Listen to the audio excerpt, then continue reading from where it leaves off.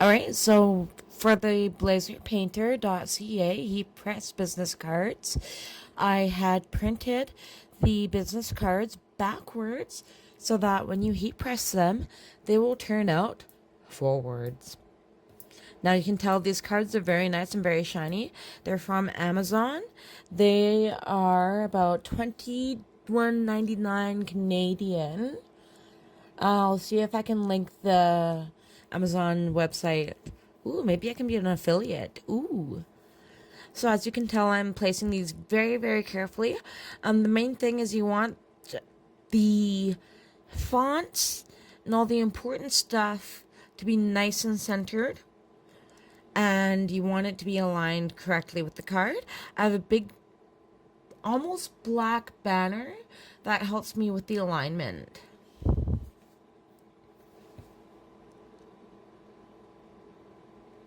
And I'm placing the last business card. This is the most tedious part of the business cards. Heat pressing is fun, but this part is tedious.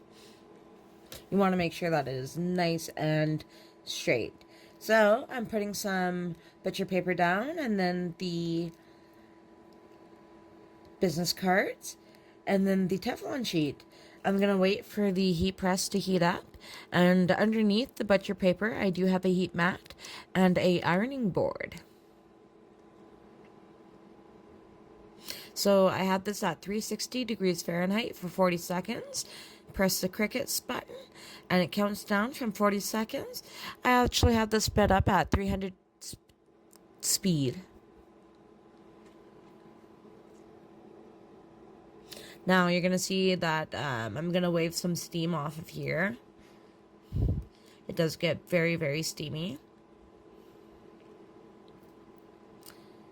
And let's take a look at the business cards.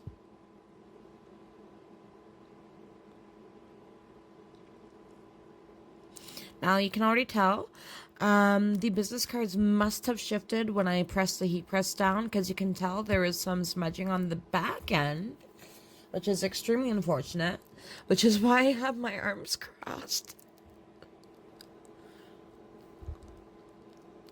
I'm going to give you a close-up of that smudging that I'm not too impressed about. But we'll see how the cards turned out. So we're going to peel these off. See how the cards turned out. They are very hot to the touch.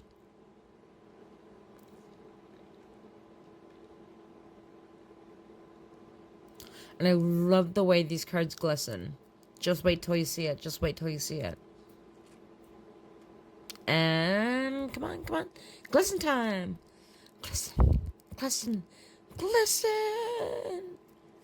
It is beautiful. Absolutely beautiful. These cards are gorgeous. I love them. For 100, you get, for a pack of 100, it's $21 Canadian, as I said earlier. And I love these cards. So I'm just going to quickly tear these all off. I'm saving the tape. I wouldn't recommend saving the tape next time I do this, because there is ink on the tape.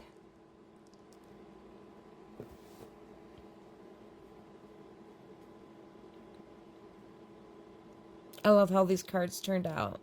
The design of them was in Adobe Photoshop, Adobe Illustrator, and the iPad Procreate program. And now I'm going to stick them to the front or the back of the cards. I don't really know which is which. They're pretty simple cards. They just had the website on them and my name. So the best way that I found to align these is to align that big chunk of black. Now, as you can tell when I'm sticking these back down, the tape does have ink on it, and you want to be extremely careful as to where you're putting the inked tape if you're going to be reusing your tape. I mean, really, tape isn't that expensive. Don't reuse it. Don't do what I'm doing here. Just don't. I was lucky enough that the tape didn't make a big issue on my cards, but in the future, I wouldn't do this.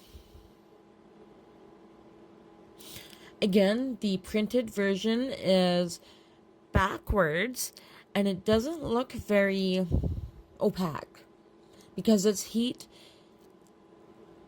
What is the word? Heat activated ink.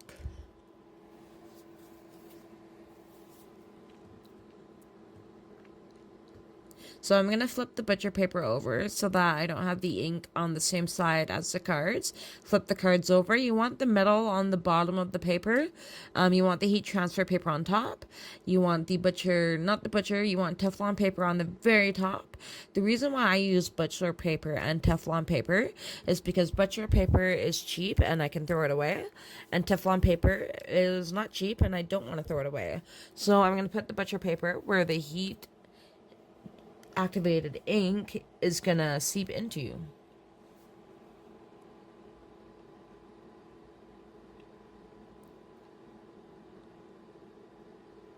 And it is ready. Again, lots of steam coming off of this. I am extremely happy with the outcome. That is my happy face, believe it or not.